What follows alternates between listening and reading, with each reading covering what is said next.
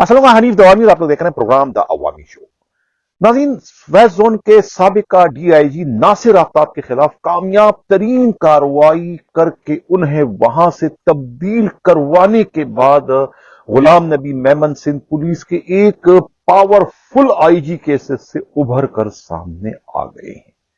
7 रोजा तातील के बाद उन्होंने दफ्तर ज्वाइन किया और दफ्तर ज्वाइन करते ही उन्होंने जो है शहर के नामवर सहाफियों को इनवाइट किया, उनसे उनकी मुलाकात हुई और गुज़िश्ता रोज जो है वो सिंध के तमाम एडिशनल आईजीज, डीआईजीज और डिस्ट्रिक्ट एसएसपीज की भी उन्होंने एक बड़ी मीटिंग तलब की। बज़ाहिर ये मीटिंग जो है वो चाइनीज को सिक्योरिटी फराहम करने से मुतालिक थी, एजेंडा तो यही था, लेकिन असल मकसद इस बड़े पैमाने की मीटिंग का ये बावर कराना था तमाम एडिशनल आईजीज को, तमाम डीआईजीज और तमाम डिस्ट्रिक्ट एसएसपीज को कि वो सब के सब जो है अपने किबले दुरुस्त कर ले। जो गलत काम कर रहा है वो अपना जो है गलत काम करने का सिलसिला खत्म कर दें और जो अहकामात आईजी की जानिब से जारी किए जाते हैं उन पर जो है आंख बंद करके जो है वो अमल दरामद करें। इस किस्म का तासुर जो है वो उस भरपूर मीटिंग में जो है वो देने की कोशिश की गई। ये कहना है खुद पुलिस के इंतहाई काबिल एतमाद जराए का। अब सवाल ये पैदा होता है कि नासिर आफ्ताब के बाद अगला टारगेट कौन बनने जा रहा है आईजी सिंध का, क्योंकि नासिर आफ्ताब की तरह से कुछ और भी पुलिस के अफसरान ऐसे हैं कि जो आईजी सिंध से जो है वो इख्तिलाफ रखते हैं, उनके अहकामात पर अमल दरामद करने के बजाय उस पर नुक्ताचीनी करते हैं और उसमें तावीलें पेश करते हैं। इस वजह से जो है कुछ और भी पुलिस के बड़े अफसरान जो है वो इस वक्त सिंध पुलिस के सरबराह के टारगेट पर आ चुके हैं। इस सिलसिले में कराची से हमारे नुमाइंदा खसूसी हमराज राही ने जो रिपोर्ट भिजवाई है, उनकी रिपोर्ट के मुताबिक जो मुतवक्का जो 2 टारगेट हैं, जो 2 शिकार मुमकिन है मुस्तकबिल करीब में आईजी के इंतकाम का या आईजी के रेडार पर वो आ जाए, उनमें से एक तो जो है वो बिल्कुल तरने वाला है, लेकिन दूसरा जो है वो इतना आसान नहीं होगा कि उसे शिकार किया जा सके। यकीनन वो जो है लोहे के चने साबित हो सकता है अगर उनके खिलाफ या उनके दुम पर जो है वो पैर रखने की गलती की गई।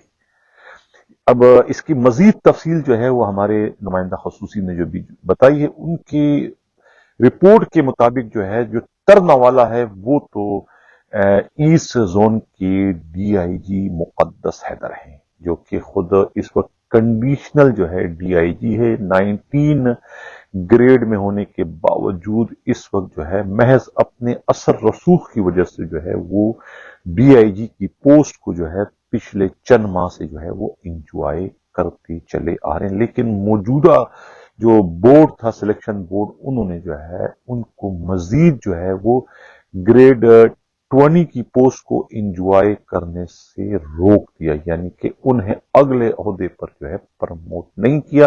अब सिर्फ उसके नोटिफिकेशन का इंतजार है। लेकिन खुद आईजी सिंध जो है वो उनकी तब्दीली के बारे में बहुत पहले भी रिपोर्टें भिजवा चुके हैं, लेकिन उनकी रिपोर्टों पर कोई असर नहीं हुआ। लेकिन अब ये मालूम हुआ है कि जो रिपोर्ट पिछले दिनों जो है खुद आईजी सिंध नासिर आफ्ताब से मुतालिक जो है वो दस्ती इस्लामाबाद ले गए थे, मालूम अब ये हुआ कि उसी रिपोर्टों में जो है एक रिपोर्ट जो है खुद मुकद्दस हैदर से मुतालिक भी है, जिसमें इंतजार हुसैन कत्ल केस का जो है जिक्र किया गया है कि महज एक पीएसपी अफसर की मुजरिमाना गफलतुल लापरवाही के नतीजे में पुलिस के 6 अहलकार जो है वो इस वक्त काल कोठरी में है, जिसका जिम्मेवार कोई और नहीं, खुद उनका अपना बिग बॉस है। इस किस्म की कोई बड़ी मरबूत रिपोर्ट जो है मालूम ये हुआ कि वो इस डिवीजन को भिजवाई गई है। उस रिपोर्ट के नतीजे में जो है न सिर्फ उनका प्रमोशन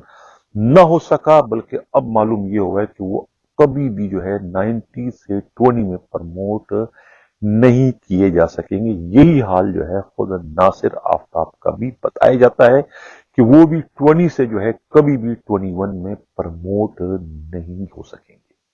नाज़रीन, जो तस्वीरें इस वक्त आप देख रहे हैं स्क्रीन पर, ये एक तो साबिका आईजी आफ्ताब नबी की है और दूसरी तस्वीर जो है मौजूदा आईजी गुलाम नबी मेमन की है। दोनों में जो है कदरे जो मुश्तरक है कि दोनों जो है वो फाइलों को जो है बगौर देखने के आती हैं, यानी पेपर वर्क पर जो है इनका बहुत ज्यादा इन्हसार या बहुत मोहतात अंदाज में जो है ये पेपरों का जायजा लेते हैं।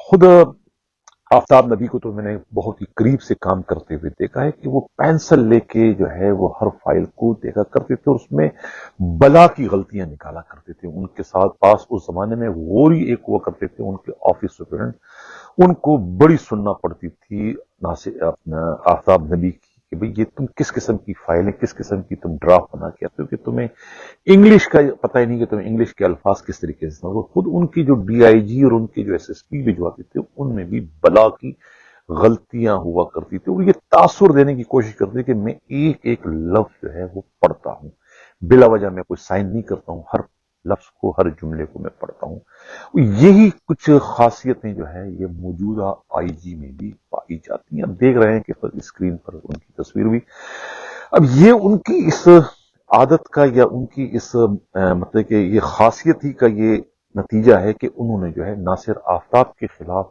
रिपोर्ट मुरतब करने में पूरे 6-7 रोज लगाए, दफ्तर में गया, लेकिन जो रिपोर्ट उन्होंने मुरतब करके भिजवाई है वो इतनी खौफनाक और इतनी खतरनाक बताई जाती है कि वो कोशिशों के बावजूद भी अगर कोई उन्हें बचाना चाहे तो वो नहीं बच पाएंगे। वो एक अलग बात है कि पूरी की पूरी फाइल ही कोई गायब कर दे कि पता ना चले कि फाइल जो है वो क्या धुआं बन के आसमान में तहलील हो गई या कि राख बनकर जमीन पे बिखर गई, वो एक अलग बात है। लेकिन अगर फाइल का वजूद रहा तो फिर जो है नासिर आफ्ताब का प्रमोट होना तो कुजा उसका जो है पुलिस की मुलाजमत में रहना भी जो है मुश्किल नहीं बल्कि नामुमकिन हो जाएगा। ये कहना है खुद पुलिस ही के इंतहाई काबिल एतमाद सलाह।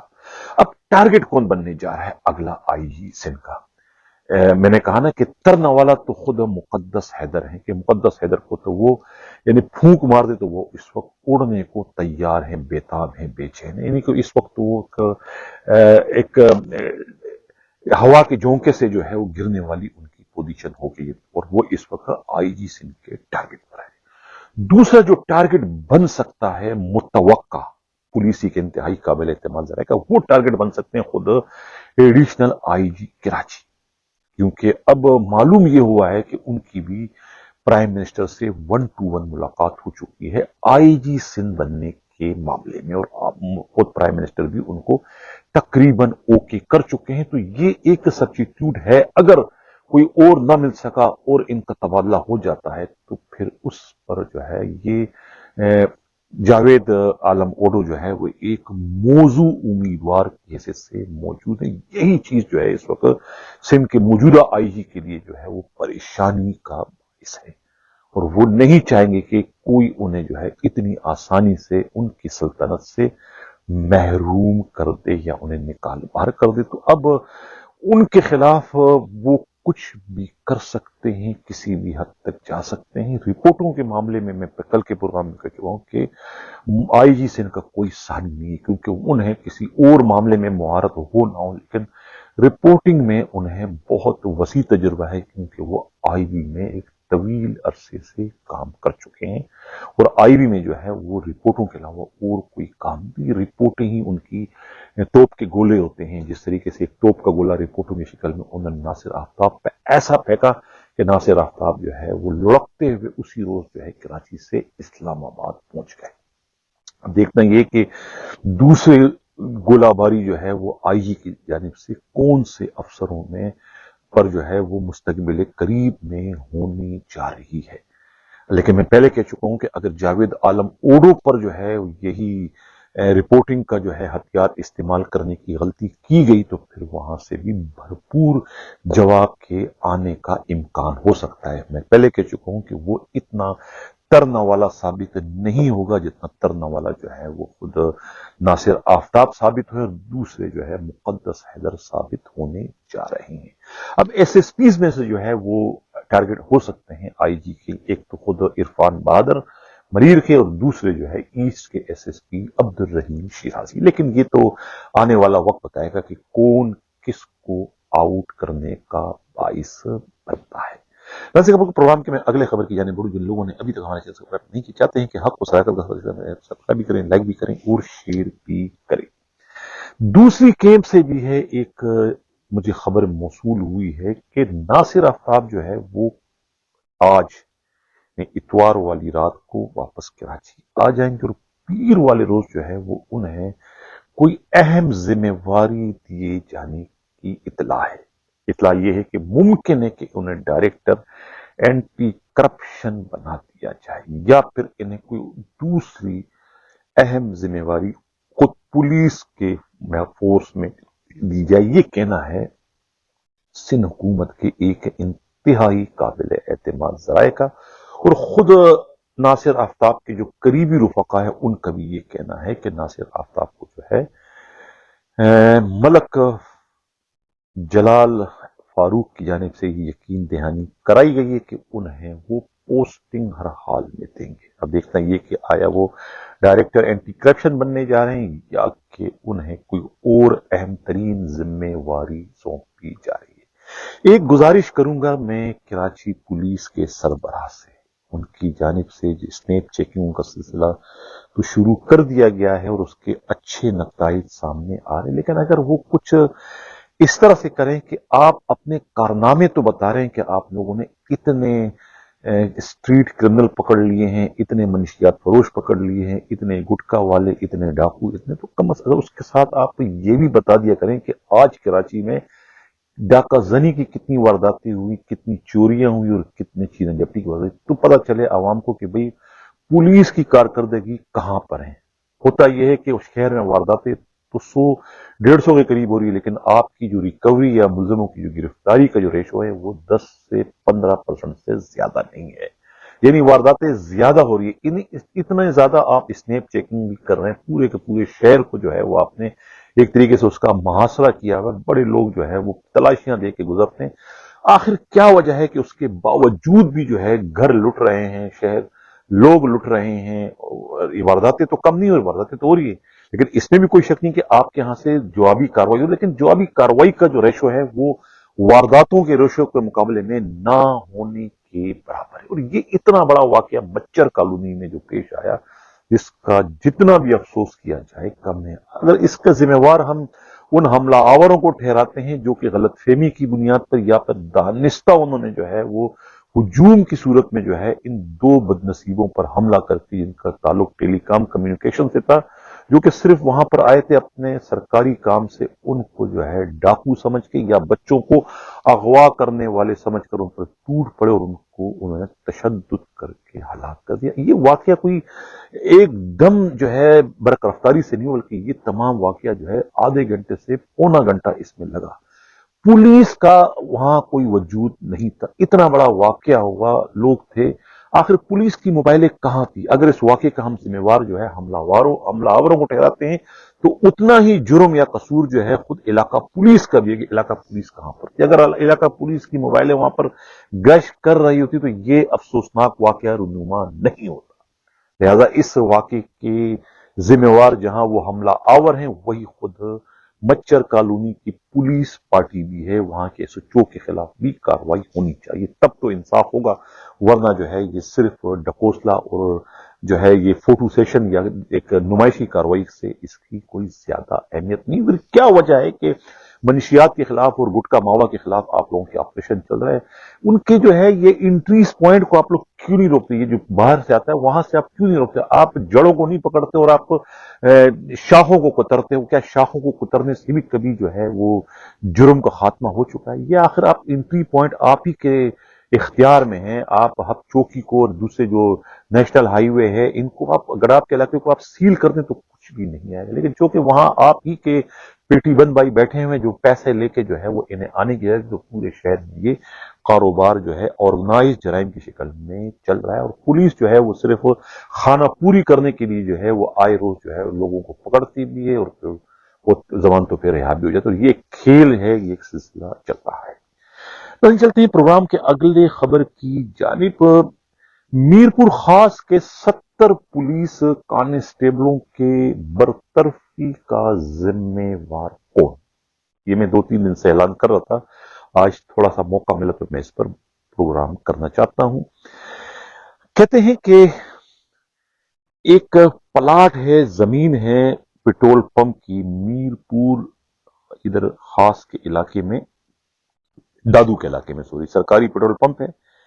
ये बहुत बड़ी जमीन पर है, करोड़ों रुपए मालियत की ये जमीन है। इसके दावेदार दो हैं, एक तो खुद सिंध के वजीर आला सैयद मुराद अली शाह है और दूसरे जो इसके दावेदार बनते हैं वो है दादू के पीपल्स पार्टी के सदर और वहां के एमएनए रफीक अहमद जमाली। रफीक अहमद जमाली का वहां पर कब्जा भी है इस प्लाट पर। इनमें एक काफी अरसे से जो है टसल चल रही है और दोनों जो है इसके दावेदार हैं।